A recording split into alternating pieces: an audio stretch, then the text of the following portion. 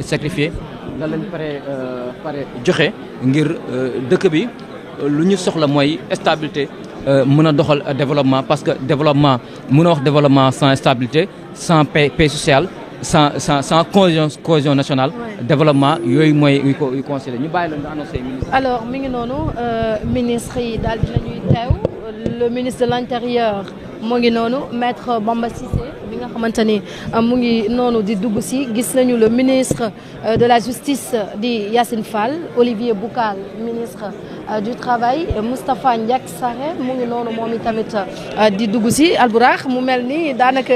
booy seen ministre yi gis naa fi Moussa Balla Fofana aussi boo leen di seen ça veut dire que ni du yàgg tuuti moom le président wala le premier ministre dina daal di ñëw. alors Serigne Gueye Diop jëwriñ jior wàllum commerce yéen a ngi gis itam Birame comment dirais-je Birame Souleye Diop mi nga xamante ni mu ngi noonu moom itamit di voilà mooy partager tribune bi avec le président de la République. voilà alors mi ngi noonu ñu ngi noonu di dugg si ci fi nga xamante ni moom moo di ci biir salle bi kon de oui Aldiouma Sow comment dirais-je Mimi Touré borom coalition Diomaye président moo ngi na le de. kan ci. Mimi Touré. animu. ci buntu bi. libaas focusal ma ci boom ba nga ne war naa wax Mimi il jéggal leen ma de damaa juum alors ma nga ne def mëvam bu saf. caméra juste dafa nekk ci porte bi xam naa ni di ngeen ko gis léegi. salle des banquiers alors Aminata Touré mi nga xam ne. oui moom mooy haut représentant du président la Bassirou Diomaye Diakhar Faye mi ngi noonu ñëw na mi ngi nuyoo noonu ak Olivier Boucal mi ngi noonu moom Aminata Touré elle vient juste d'arriver Birame Souleye Diop moom itam ñëw na Khady Diène Gaye Moussa Balla Fofana Ibrahima Sy Abdourahmane Sarr mi nga xam ne moom la ñu dénk wàllu plan ak économie oui fii moom mooy pour le gouvernement il y a aussi Birame Diop général ministre des forces armées oui ministre de la santé Ibrahima Sy y a aussi ki nga xam ne moom mooy Aline Badara Ndione mi nga xam ne moom la ñu dénk wàllu microfinance ak itam Déthié Fall bu infrastructure je pense que ñëpp ñëw nañu Amadou Ba ministre de la culture Aldiouma Sow itam gis nañu ko ñooñu ngeen di gis moom mooy l'ensemble du gouvernement pour l'instant ñoom ñoo fi nekkagum ngir xaarandi ki nga xam ne moom mooy le premier ministre Ousmane Sonko xaarandi itam ki nga xam ne moom mooy njiitu réew mi président Bassirou Diomaye Diakhar Faye kon de moment l'autre incha allah rabi moom njiitu réew mi dina ñëw alors maa ngi doon junj sànq ci ñi nga xam ne ñoom ñoo fi nekkoon depuis boobaak léegi ndax synthèse sax dafa dem ba xaaj ko mu am synthèse boo xam ni Modou Guiro moom moo ko jiite am synthèse FC boo xam ni Cheikh Diop moom moo ko jiite alors boo demee ci wàllu président de l'Union nationale des commerçants industriels du Sénégal UNACOIS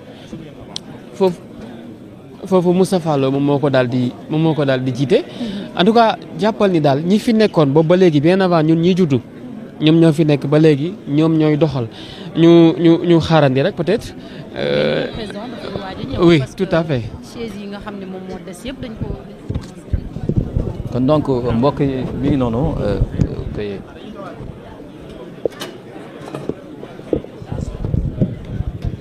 voilà kon nag ñu xaarandi léegi incha allah rabbi l'ensemble du gouvernement ñëw nañu ñu ngi noonu di saafonte ci seen bii kon gis nga Birame Souleye mi ngi noonu di nuyu syndicat yi nga xam ne ñoom la fi daal di fekk fii nga xam ne moom mooy ci jotaay bi mu am solo bi nga xam ne moom la ñu daal di woote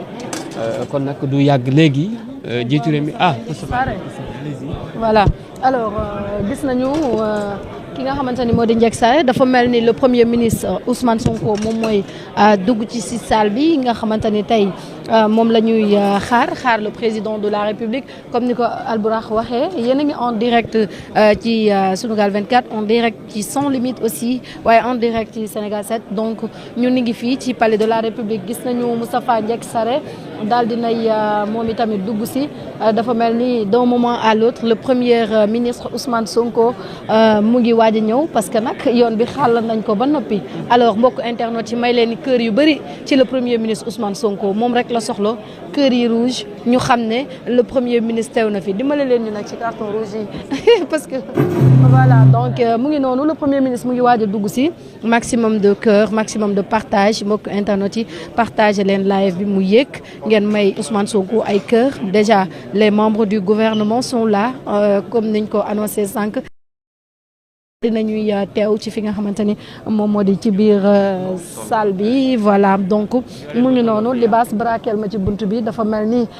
le premier ministre de la République monsieur Ousmane Sonko mu ngi noonu di waaj a dugg partager leen ko parce que voilà yéen a ngi dégg mbir yi ça veut dire que ni egsi na libaas brakel ma ci ki nga xam ne moom moo di le premier ministre Ousmane Sonko voilà donc ñu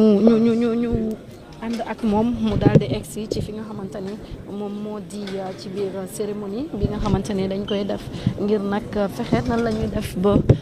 pacte social bi nga xamante ni xaatim nañ ko entre les syndicalistes ak le gouvernement du Sénégal ñu daal di koy jëmmal alors mi ngi noonu daa mel ni le premier ministre mu ngi waaj a dugg si parce que les membres du gouvernement ñu ngi fi tey nag dinañu xool kàddu yi nga xamante ci jagleel ko ñi nga xam ne ñoo di syndicalistes yi sànq Albourakh dafa wax lu am solo il faut renouveler parce que y a des générations yu nga xamante ni ils sont pétris de talent donc mënuñu nekk dans un pays où de 1960 jusqu'à nos jours les mêmes personnes ngay gis ci centrales syndicales yi les mêmes personnes ñoom ngay gis ci revendications yi parfois aussi il faut ñuy changer parce que y a des jeunes dynamiques tamit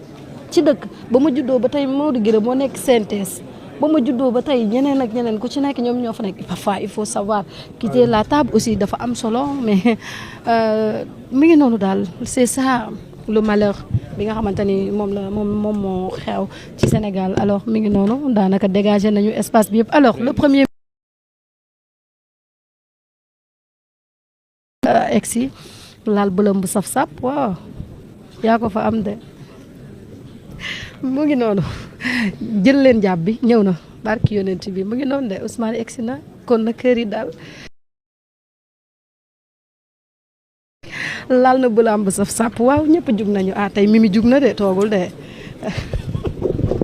voilà jërë ngeen jëf mbokk yi fàttali que nous sommes en direct fii nga xam ne moom moo ci palais de la République le premier ministre Ousmane Sonko mi ngi noonu di safonte ak ñi nga xam ne ñoom la fi daal di fekk nuyu na le secrétaire d'État nuyu ministre de la justice voilà mi ngi noonu daal di yegg ci podium bi ànd koog le ministre Olivier Boucal ak ki nga xam ne moom noonu nuyu ñi nga xam ne ñoom ñooy les syndicats voilà gis nga leen noonu que soit mu doon ñoom Racine que soit mu doon ñoom ak ñoom Cheikh Diop Modou Guiro voilà centrale syndicale yi nga xam ne ñoom ñoo fi daal di nekk oui njiitu réew mi président Bassirou Diomaye Diakhar Faye il est là aussi toute belle macha allah alors en attendant ñu xaarandi yi nga xam ne moom mooy le président Bassirou Diomaye Diakhar Faye moom premier ministre ba tey mi ngi continuer di xam ne ñoom la fekk si ci le président Bassirou Diomaye Diakhar Faye habillé en tout blanc oui habillé en tout blanc te koppati ci kawam macha allah voilà le président Bassirou Diomaye Diakhar Faye mi ngi noonu dugg si na di xaar le président Bassirou Diomaye Diakhar Faye voilà yegg si na voilà mi ngi noonu di nuyonteeg le premier Ousmane Sonko nuyu na Mamadou Lamine Dante voilà le président Bassirou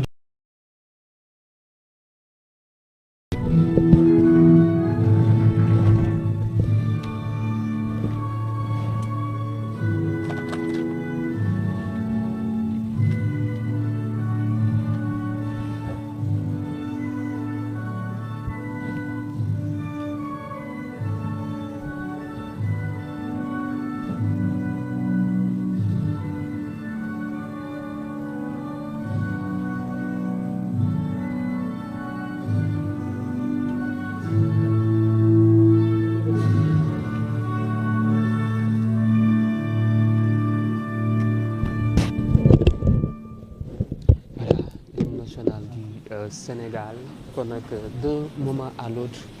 dinañu daal di tàmbali li nga xam ne moom mooy liggéey bi quand même ndax président ñëw na premier ministre ñëw na itam. mais comment on va faire pour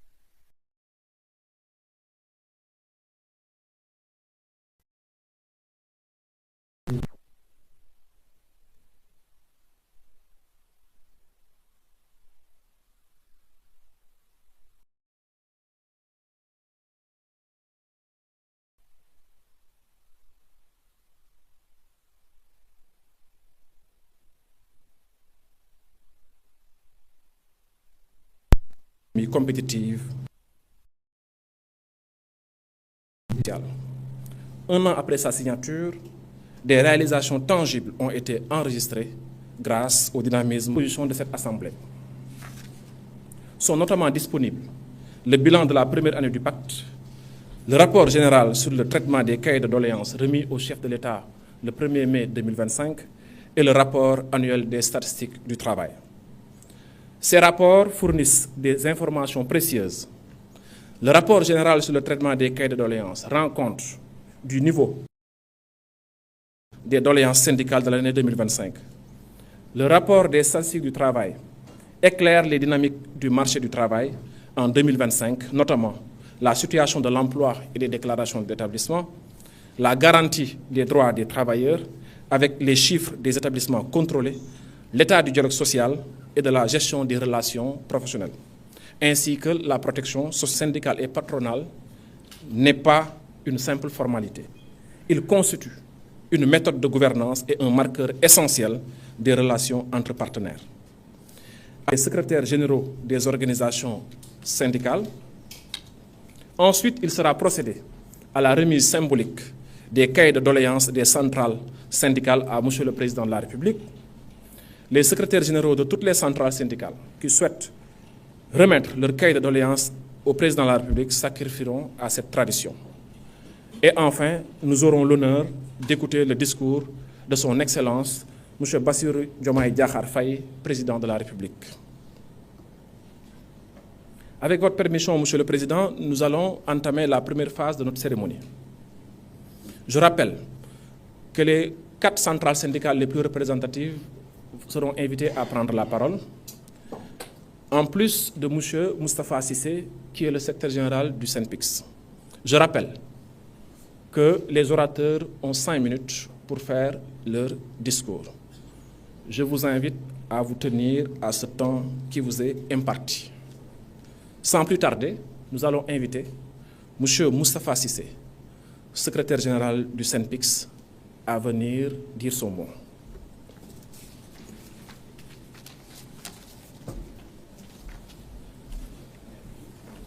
Merci Fall. Excellence, Monsieur le Président de la République, Monsieur le Premier ministre, Monsieur le ministre du Travail, de l'Emploi et des Relations avec les institutions, Mesdames, Messieurs les membres du gouvernement, Messieurs, Mesdames les secrétaires généraux de centrales syndicales, Mesdames, Messieurs les représentants du patronat, Mesdames, Messieurs, en vos rangs, grades, qualités, tout protocole respecté. En ce 1er mai 2026, jour du travail et de la mémoire, nous venons porter la voix collective de la presse sénégalaise. Nous ne venons pas quémander des privilèges.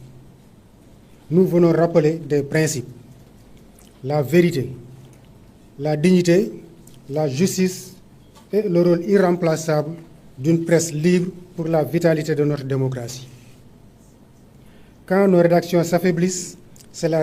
République qui perd sa capacité à se regarder, à se corriger et à progresser. De ce qui précède, nous avons relevé 7 points. En premier, nous avons soldé les dettes, rétablir les conventions et sécuriser un financement pérenne. Les arriérés dus aux entreprises de presse et aux organes audiovisuels publics ne sont pas de simples chiffres. Ce sont des salaires différés, des investissements retardés, des rédactions fragilisées. Nous demandons la réalisation immédiate d'un audit indépendant, la publication transparente des résultats et l'ouverture d'un fonds de régularisation assorti d'un calendrier de paiement trimestriel contraignant. Le règlement de ces dettes est une obligation morale et politique. Il est la condition minimale pour que la presse puisse s'adapter au modèle économique imposé par le numérique. En 2, adapter le modèle de financement à l'ère numérique. La transition digitale a bouleversé nos recettes